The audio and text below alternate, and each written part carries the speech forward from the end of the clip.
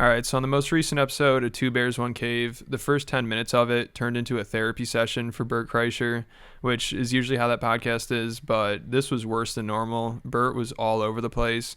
First, he started ranting about how much he hates doctors and dentists because it sounds like they're always telling him he needs to work on things and fix things and get healthier. Like, he starts talking about some cholesterol medicine that it sounds like the doctor told him to take. But then I guess Joe Rogan sent him an article that said this medicine doesn't really do anything and it's not worth taking. So then Bert starts going off about how he doesn't trust doctors now. I mean, you can't make this stuff up. But then he mentions his dad because his dad's on this medicine. And Tom's like, how old was your dad when he had you? He was pretty young. And then that leads to Bert just randomly going off about how his parents never chased their dreams. He's like, yeah, that was back when people gave up on their dreams. And at first it sounds like he's saying it as a bad thing, or it's like sad that they never try to do anything exciting. He's like, my mom wanted to be a dancer, but now she's just a teacher. But then he goes into this thing about how he envies it. And he's talking about how he just sees working class people sometimes. And he says he'll follow them around once in a while because he's jealous that they don't have to think about the problems they have in their life or something.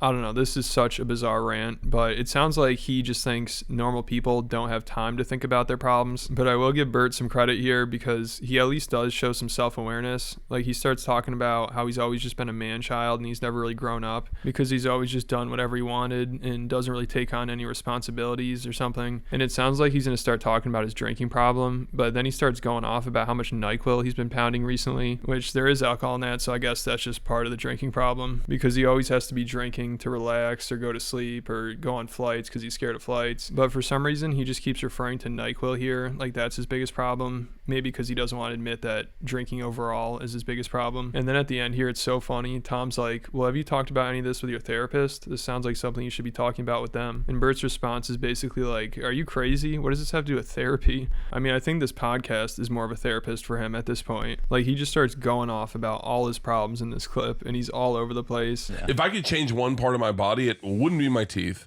But before I was gonna get my teeth totally done, top to bottom. And then weren't they gonna break your jaw? Yeah, they were gonna break my jaw. They were gonna pull out. Well, they were gonna remove all my teeth. They were gonna remove all my teeth and then break my jaw. It was a dentist or quack. Don't get me started on this. Don't go to dentists. Doctors are quacks. Everyone's quacks, man. You know, Rogan told me, he's like, he sent me this article on statins. Sound like you've been talking to Annie a bunch. Go ahead. Yeah. And they're like, you don't even need statins. Like, they're like, it's like cholesterol medicine. Because they're like heart disease is hereditary. Right. It's not. So you're going to get it anyway. You're going to get it. My dad's on statins. His blood pressure's perfect. How old is your dad? He's 74. He's on statins. His blood pressure is perfect. His cholesterol is perfect. Your dad was young when he had you. 24? Yeah. That's back when people gave up on dreams. Think about that. No dreams. Think about that. No dreams. No. My mom, no dreams. No dreams. Wanted to be a singer, wanted to be an ice skater. Nope, teacher.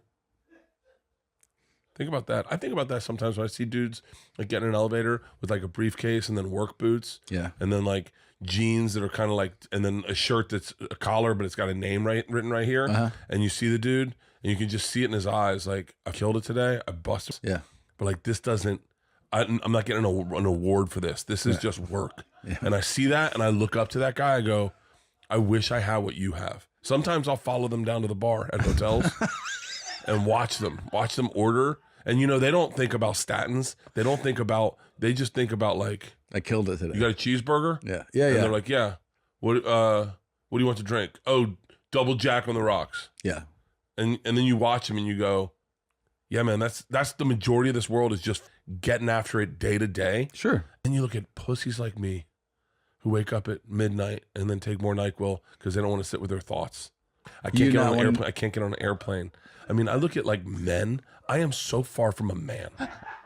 I am so far from a man. Like there's some self-actualization. What is happening today? Like I'm so far from like a man, right? A man who goes, yeah, everyone else first, then me.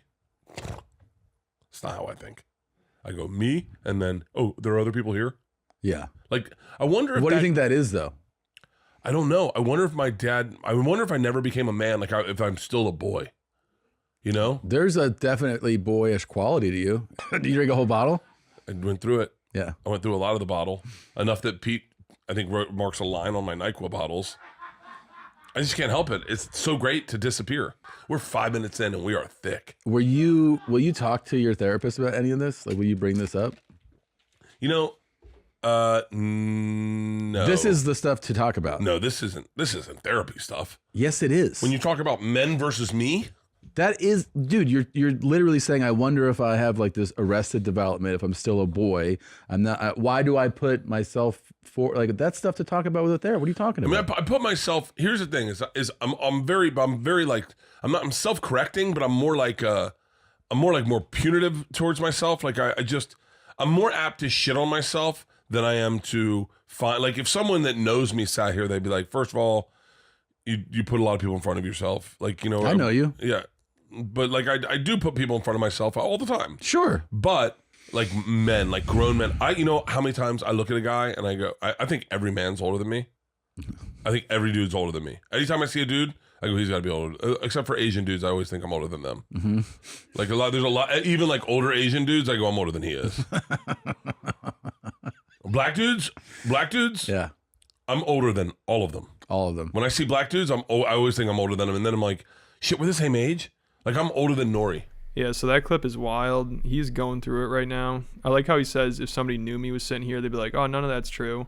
Like Tom isn't sitting right there. And it's just fascinating what Bert thinks a normal person is like. Like they're so busy working and getting after it that they never have time to worry about their problems. But there probably is some truth to Bert having too much free time and this being his job where he can just sit around and drink all day. Obviously that is not helping at all. But it's just weird that he acts like he's the only person that has anxiety or worries about the future or worries about their health. Like normal people just never think about those things. So I think he's having some kind of midlife crisis or something. Like also seeing Tom like get in shape and get a lot healthier. He's probably like, man, I've only gone in the opposite direction. Like everybody's comparing pictures of Bert like 3 or 4 years ago to him now and Tom 3 or 4 years ago to him now. So he's probably thinking about that. And then also, I think he just had a meltdown at somebody's bachelor party recently or something like that. So maybe that's getting to him as well.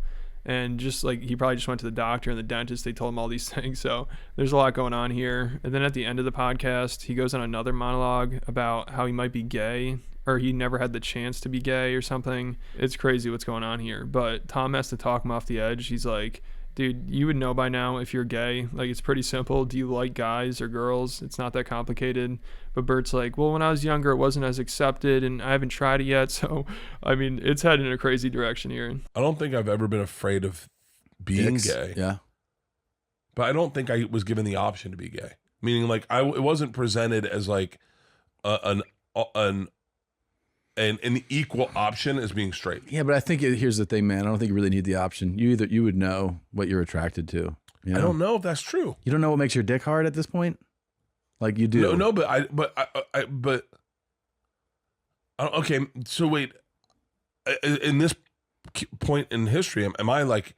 It seems like I'm an outlier in sexuality because it seems like the majority of this country is gender fluid. No. Well, it seems like I'm watching kids. Yeah, and the way it's happening different. with kids. The conversation's different, but it's like everyone's cool with like hooking up with the same sex, whereas like I wasn't presented that option.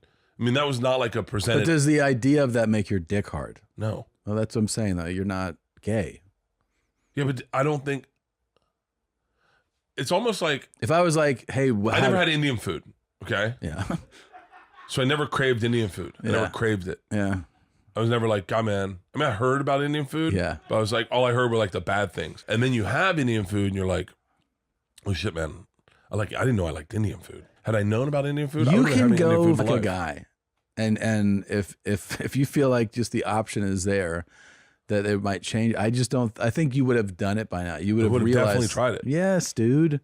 First of all, you'd always be like, your brain and body would be posturing to try to get closer to men in a sexual way. It wouldn't just be like, I wish that option had been here. For real? Of course, man. You'd be in that booth right now. But where are our friends? Where are all our friends? Good job where I work today, you know? Where are all our friends that are gay? Like, where are all our friends that that got married, had kids, and then are like... Yeah, so I don't know what's going on here. This is something else. This man needs to get control of himself. You know, maybe Joe Rogan needs to send him an anti-LGBTQ article to get him under control. But let me know what you guys think about it all down in the comments. And then make sure you go check out my Patreon account. I have a bunch of videos up there I post every week. I just posted a video about Mark Harley, Brendan's former handler. He's back in the picture. He's trying to expose Brendan once again. And there are probably over 30 other videos on there, like the downfall of Milo Yiannopoulos, the degeneracy of Ari Shaffir, the basketball game that Shane and Matt played against Legion of Skanks that turned into all this drama and controversy. So if you want to get extra content and support the channel, make sure you check it out. I'll put a link in the description, and then hit the like button here, hit the subscribe button, and I'll catch you at the next video.